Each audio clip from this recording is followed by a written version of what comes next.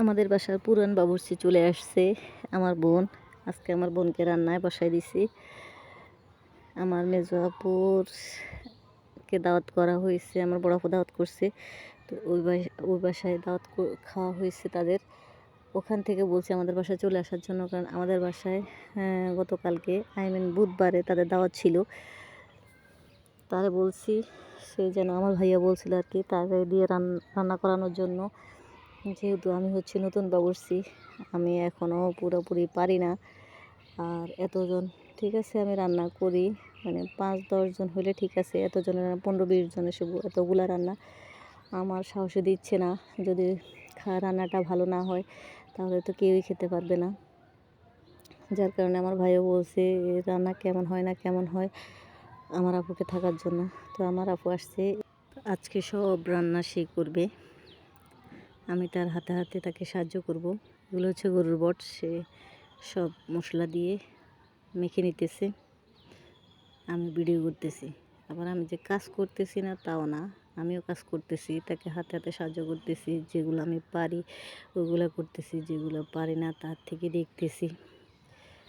তো এগুলো হচ্ছে আন্ডা, এগুলো হচ্ছে ডিম। আন্ডা ফোস করলে হয়ে যায় ডিম। তো এই ডিম সিদ্ধ করছে, এখন আমাকে সিলতে দিয়েছে, কিন্তু এগুলা আমি যখনই খোসা ছাড়াইতে যাই ডিম শুধু ভেঙে যাইতেছে। এই যে কিছু কিছু ভেঙে গেছে, যাই হোক তাও করছি, সবগুলা ডিম খোসা ছাড়াইছি। এটা হচ্ছে আমার কাজ। এবার ডিম ভাজা করতেছি, ডিম ভাজা শেষে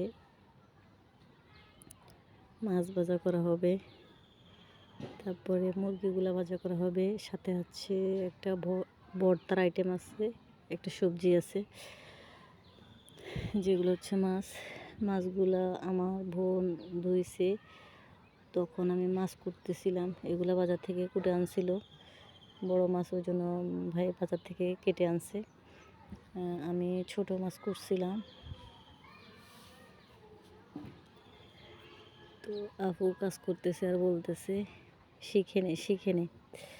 আমি বাড়িতে আসছি একদিনের জন্য, এখন একদিনেও আমাকে কাজ করতে হয়, তোদের বাসায় আর আসবো না। আসলে মেয়েদের লাইফটা এমন কেন, বিয়ের আগে একরকম, বিয়ের পরে আরেক রকম। মানে বিয়ের পরে যে মেয়ে মা বাবার বাড়িতে কাজ করে, শ্বশুর বাড়িতে গেলেও তার কাজের শেষ নাই, শুধু কাজ করতেই থাকে। আর কিছু কিছু মেয়ে আছে যারা মা বাবার বাসায়ও কাজ করে না, তারা কিন্তু পরের বাসায় কাজ করা লাগে না, অন্যের উপর দিয়ে খেয়ে যেতে পারে। এটাও কপাল, ভাগ্য বলে একটা কথা আছে না, যার ভাগ্যে যেটা লেখা আছে সেটাই হয়। তো আমার বোনটা আমাদের বাসায়ও ফুল সংসার কাজ সে একা হাতে করছে, শ্বশুর বাসায় গিয়েও এখন তার কাজের শেষ নাই, তাকে সব কাজ করতে হয়। মেয়েদের লাইফটাই এমন, তুমি কাজ করো, কাজ করতে জানো, যখন সব কাজ করতে পারবে তখন তোমার সব জায়গাতে সুনাম, আর যখন তুমি কাজ পারবে না তখন সব জায়গাতেই তোমার দুর্নাম। আবার কিছু কিছু মেয়ে আছে যে কাজ পেরেও তারা শ্বশুর বাড়িতে কিছুই পারে না, এটা কীভাবে করে ওটা কীভাবে করে, এসবগুলো ন্যাকামি আমার ভাল লাগে না। তাদের কেমন লাগে আমি জানি না, তবে আমার থেকে খুবই বিরক্ত লাগে এই জন্য যে আমার ভাইয়ের বউ আসছে, সে একটা গ্রামের মেয়ে, ঠিক আছে, সে গ্রামের মেয়ে হয়ে সে মানে অনেক কাজই সে পারে না। তো মানে তাকে যেটাই বলি সে এটা পারে না ওইটা পারে না, আবার করবো না সেটাও বলে না, ঠিক আছে, চেষ্টা করে। তো এরকম চেষ্টার দরকারটা কি, যে তুমি এটা পারোই না আমাদের থেকে দেখে শিখো, সেটাও না। কীরকম চেষ্টা আমি বুঝি না, যে তার যদি কাজ করার আগ্রহ থাকে, মনোযোগ দিয়ে মানুষ একবার দেখলেই পারে, মানুষ পারে না এমন কিছু নাই, ঠিক আছে, যে একবার না পারলে দেখো শতবার। মানুষের মধ্যে আল্লাহ সব রকম প্রতিভাই দিছে, আর বিশেষ করে মেয়ে মানুষের রান্নাবান্না, এটা তো হচ্ছে খুব নর্মাল। কোন মেয়েটা রান্নাবান্না না পারে, এখনকার যুগে সবাই পারে, কিন্তু সে পারে না, সেটাও পারে না সেটাও পারে না, মানে কোনো কিছুই পারে না। মানে এমন একটা ভাব করে যে সে টুপ করে দুনিয়াতে মাত্র এসে পড়ছে, ঠিক আছে, এসে পড়েই আমাদের বাসায় চলে আসছে। তার এসব ন্যাকামি যে মানুষের কাছে বিরক্তিকর অসহ্যকর, কিন্তু সে মনে বুঝে না সেটা। যাই হোক, আল্লাহ তার বুঝ জ্ঞান দিলে অবশ্যই সে বুঝবে, আর যদি আল্লাহ তার বুঝ জ্ঞান না দেয় তাহলে সে বুঝবে না। সবচেয়ে বড় কথা হচ্ছে সব কিছু হচ্ছে নিজের থেকে। আমি যদি চেষ্টা করি যে হ্যাঁ আমি পুরো সংসারের কাজ আমি একা হাতে করবো, সবার মন মতো চলবো, সবার মন জুগিয়ে চলবো, সবাই যেন আমার কাজে খুশি হয়, আমি এমনভাবে চলবো, আমি এমনভাবে থাকতে চাই যেন আমি সবার চোখের মনি হয়ে থাকি, সবটা হচ্ছে নিজের থেকে। আর যদি বলে না আমি কারো মন জুগিয়ে চলবো না, আমি আমার মতো করে চলবো, তো সেটাও নিজের থেকে। তো ওর মনের ভিতরে কী আমি জানি না। তো যাই হোক, এখন মুরগি ভাজা হচ্ছে, এই যেগুলো মুরগিগুলো ভাজা হলে এগুলো রান্না করা হবে। রোস্ট করার কথা ছিল, কিন্তু আমার ভাই বলতেছে না রোস্ট না, একটু ঝাল ঝাল করতে হবে। মিষ্টি রোজা ছেড়ে দেওয়ার পর মিষ্টি মিষ্টি ভাল লাগে না, যার কারণে এগুলাকে রোস্ট করবে না, এগুলাকে ঝাল ঝাল করে রান্না করা হবে।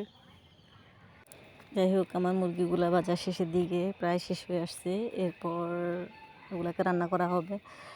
তো আজকে আইটেম হচ্ছে গরু, মুরগি, মাছ, ডিম, গরুর বট, তারপর ভর্তা আর একটা সবজি। তো যাই হোক, মুরগি রান্না করা হবে, এখন মশলা দিয়ে সাজানো হচ্ছে, সবগুলো মশলা দেওয়া হচ্ছে।